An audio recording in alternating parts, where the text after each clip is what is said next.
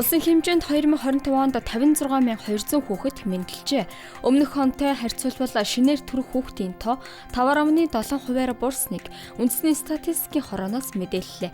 Мөн өнгөрсөн оны байдлаар төрөлтийн нийлбэр коэффициент 2.4 болжээ. Энэ нь нэг өрх дунджаар 2-3 хүүхэдтэй байна гэсэн үг юм. Түүнчлэн 2025 онд 19.1 мянган хүн нас барж өмнөх оноос 2.1%-аар боржээ. Нас баралтын ерөнхий коэффициент мянган хүн тутамд 5.4 болсон байна. Улсын хурлын өргөдлийн байнгын хороогоор өдийн хоол хөтөлбөрийн хэрэгжилтийг сайжруулах ажлын хэсгийг байгууллаа.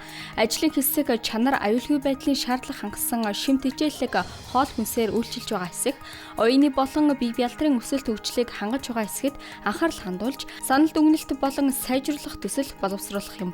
Ажлын хэсгийг баасан жаргал гишүүн ахалж, бүрэлдэхүүнд нь саранчулуун, гаммаа, мөх туяа, ундрам, сарны нар ажиллана.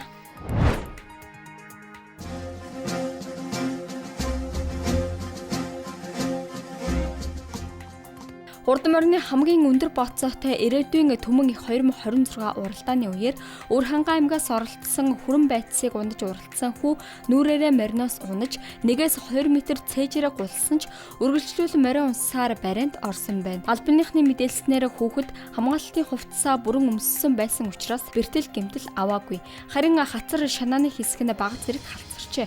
Гэсэн ч энэ явдал хүүхдийн эрүүл мэнд аюулгүй байдал нэн түрүүнд гэдгийг дахин санууллаа. Улс цагуур орчны шинжилгээний газраас манай орны хураа шилтийн зэргийг шинжилэн гаргалаа.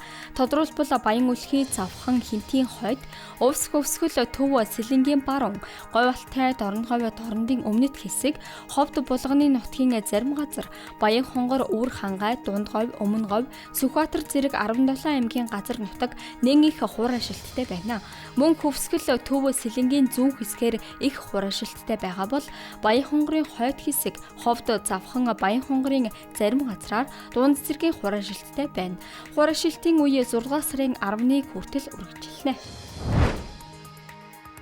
Замын үед Ирээн бомтын ачаа тээврийн хэсгийг уртсгасан цагаар ажиллахаар болжээ. Монгол улс бүгд найрамдах хятад ард улсын хилийн бомтын захиргааны байгууллагуудын харилцан тохиролцсны дагуу 8-аас 21 цагт ажиллах юм байна. 2026 оны 5 дугаар сарын 1-ээс 9 дугаар сарын 31-нд дуустал мөрдөгдөнө. Брэдэд ойн төмөр суурьшлийн бүс рүү тодруулбал айлын гэрт тулж иржээ. Гал унтраах бүлгүүд галын таргалтыг хязгаарлаж, орон сууц руу нэвтрэхээс хамгаалж чадсан байна. Энэ үйл явдал хураа шилтийн үе дуусаагүй энэ үед ойрын орохыг хориулсныг дахин сануулжээ.